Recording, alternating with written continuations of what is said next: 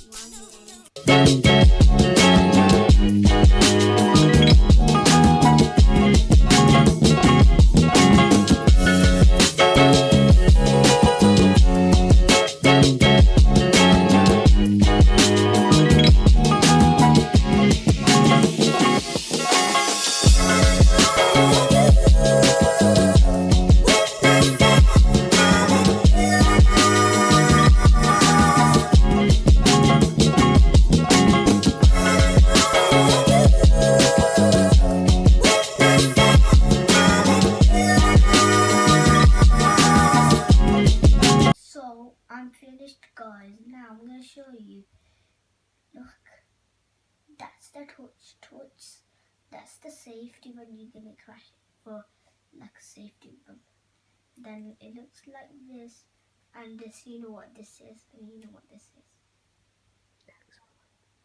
And it looks like this, and don't forget to subscribe and press that bell icon button. And thanks for watching.